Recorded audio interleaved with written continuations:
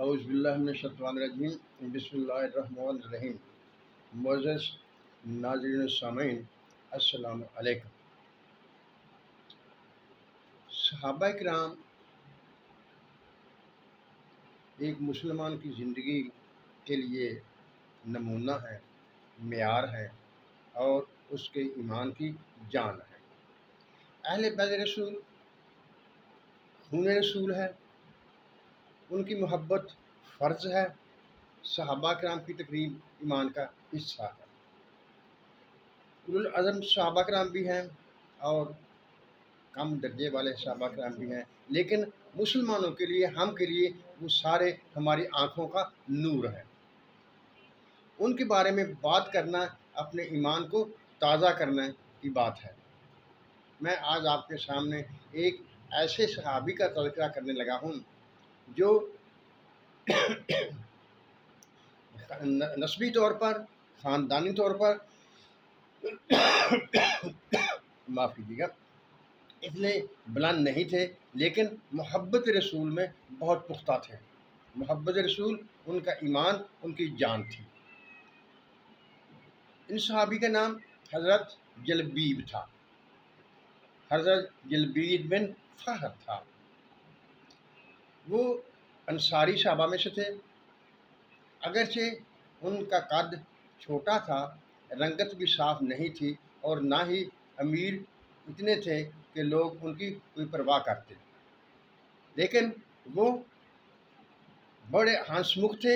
جدھر جاتے تھے لوگوں کو ہنساتے جاتے تھے، اور کیونکہ مالدار نہیں تھے اس لیے ان کی کوئی بات بھی نہیں کرتا تھا، ان کو کوئی اہمیت نہیں دیتا تھا، لیکن وہ حضور اکرم صلی اللہ علیہ وسلم کے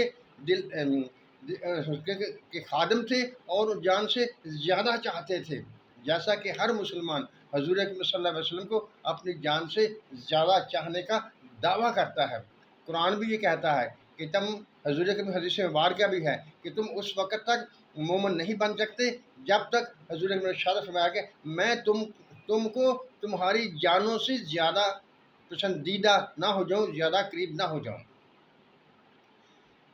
وہ صحابی حضرت جلبیب ایک نچلے طبقے کے صحابہ سے تعلق رکھتے تھے، یعنی کہ مال و دولت کے لحاظ سے کم تر تھے، لیکن حضور اکرم صلی اللہ علیہ وسلم بھی ان سے بہت محبت کرتے تھے۔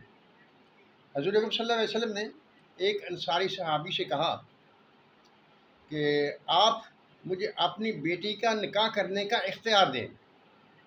وہ صحابی بڑا خوش ہوا، اس نے گھر جا کر بات کی تو ان کے گھر والے کہنے لگے کہ اس سے زیادہ ہماری خوشی کیا ہے، لیکن اس صحابی نے کہا کہ حضور اکرم صلی اللہ علیہ وسلم اپنے لیے نکاح نہیں چاہتے، وہ ایک صحابی ہیں جلبیب، ان کے لیے چاہتے ہیں۔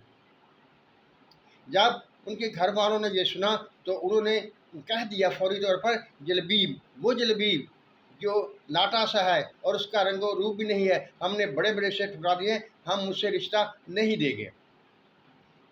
گھر میں بات ہوتی رہی، لیکن آخر یہ فیصلہ ہوا کہ جا کر حضور اکرم صلی اللہ علیہ وسلم کو بتا دیتے ہیں کہ ہم اپنی بیٹی کا رشتہ اسے نہیں کر سکتے۔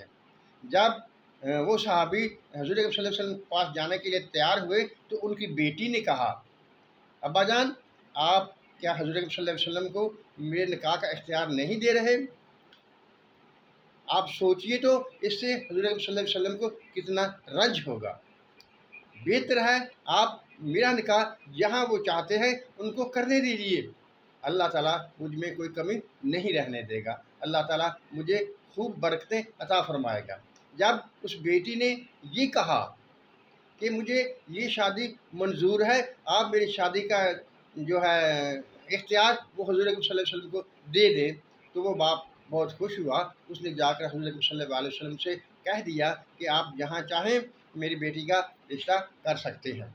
حضور اکرم صلی اللہ علیہ وسلم نے اس بچی کا نکاح جلبیب سے کر دیا اور ان کے لیے دعا کی، اے اللہ تعالیٰ ان کو خیر کثیر عطا فرما اور ان پر تنگی نہ ہو، جس کا نتیجہ یہ ہوا کہ وہ بچی اللہ تعالیٰ کی راہ میں سب سے زیادہ خیرات کرنے والی تھی اور سب سے زیادہ خرچ کرنے والی تھی، اور اللہ کی راہ میں ہر وقت خرچ کرنے کو تیار رہتی تھی۔ وہ بہت خوش تھی اپنے گھر میں اور جلبیب بھی اپنے گھر میں خوش تھی۔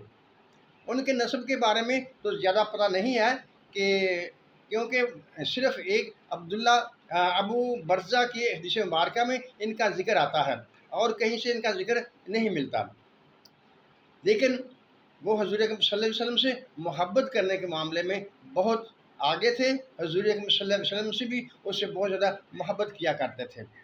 روایات میں موجود ہے کہ ایک جنگ میں جب حضور اکرم صلی اللہ علیہ وسلم میں شریک تھے، جنگ ختم ہو گئی تو حضور اکرم صلی اللہ علیہ وسلم نے پوچھا مال غنیمت جمع کرنے کے بعد کوئی آدمی غائب تو نہیں ہے؟ صحابہ کرام نے کچھ نام بتا دیے۔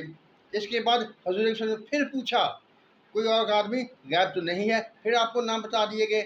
جب تیسری بار وہی نام آپ کو بتائے گئے تو آپ حضور اکرم صلی اللہ علیہ وسلم نے ارشاد فرمایا میں جلبیب کو نہیں دیکھ رہا، اسے تلاش کرو۔ وہ کہاں ہے؟ قربان جائیے اس صحابی کے مقدر کے، جس کو نبی صلی اللہ علیہ وسلم خود کہہ رہے ہیں جلبیب کو تلاش کر کے لاؤ، میں اسے نہیں دیکھ رہا۔ جب ان کو تلاش کیا گیا تو دیکھا کہ وہ 7 لاشوں کے ساتھ پڑے ہوئے ہیں۔ حضور صلی اللہ علیہ وسلم کو جب بتایا گیا تو حضور صلی اللہ علیہ وسلم خود چل کر وہاں گئے اور کہا جلبیب نے 7 لوگوں کو مارا پھر شہادت پائی۔ 3 دفعہ حضور اکرم نے یہی فرمایا جلبیب نے 7 لوگوں کو مارا اور پھر شہادت پائی۔